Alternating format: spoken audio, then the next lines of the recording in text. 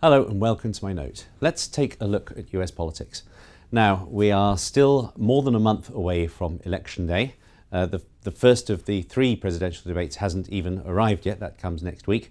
And yet, if you believe the markets, the election is close to a done deal at this point. If you look at the in-trade prediction markets or the various other prediction markets, or even at the stock market itself, the prediction is very clear. They think that President Barack Obama is going to get re-elected. Now, what are the consequences for that? And is it possible that conventional wisdom, that market wisdom, not for the first time, is getting rather too far ahead of itself? With me now to discuss this is our Chief Foreign Affairs commentator, Gideon Rachman. Gideon, thanks very much for coming on the video today.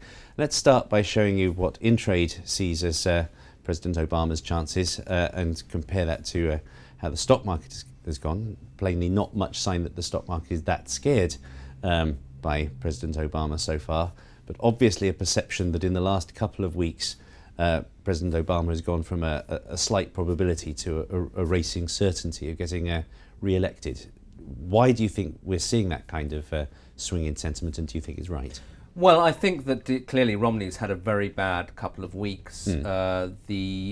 The gaffe where he was recorded talking to donors about essentially writing off 47% of the country as hopeless victims who just want to be supported by the state was very, very damaging. It's put the campaign on the back foot, and I think those poll numbers, together with actually the conventions, the Democrats having a slightly better convention, have now solidified the sense, and that chart really is a measure of conventional wisdom. It's what accumulated people think. So that is the conventional wisdom, that Obama's now in the home straight, well ahead. But I don't think it's a done deal for two reasons. First of all, there are still some very difficult things Obama has to overcome. Unemployment is higher than it's been for any president to be re-elected since the 1930s, and 2 to 1 of Americans think the country's on the wrong track. Now that's a real problem and could still play for an opposition candidate.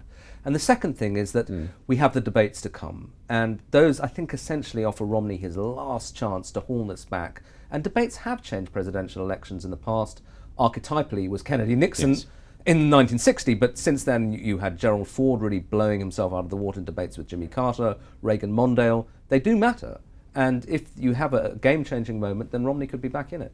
Okay, let's quickly illustrate again how confident the stock market is about President Obama. This shows you how healthcare facilities stocks, are arguably the sector that benefits most from an Obama re-election, are doing compared to coal stocks, which are obviously would rather prefer the Republicans to get back in. How is healthcare going to play? Obviously, this has been a very important issue for in igniting the Republican base, and now people don't seem to be interested in it anymore, or that's the impression one gets. How does that play? Well, in the election, I think part of the Republicans' problem is they've muddled their message. In terms of the markets, I think that it's quite indicative, because one of the things that the Obama people say is, well, our healthcare reforms, not only will they provide health insurance for all Americans in due course, but they'll even bring down costs.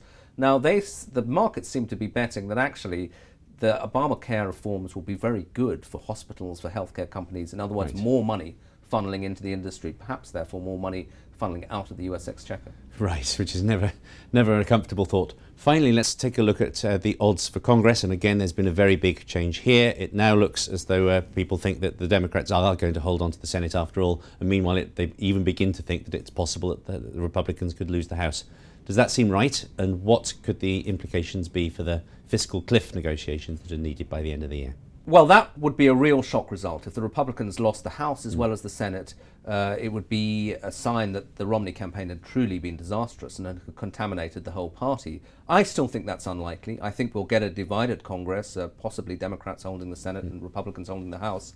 And then that, I think, is very difficult and very bad news for an effort to get round this fiscal cliff in a relatively painless way, because I think a Republican Party that has just lost the presidential election will be, to put it bluntly, in a very bad mood, and may interpret this as a sign that they ran a moderate presidential candidate who didn't stick to the true Republican religion, and that they will go back to being really, really hard line on spending, refusing all tax hikes and so on. And it could be very difficult to get around the fiscal cliff.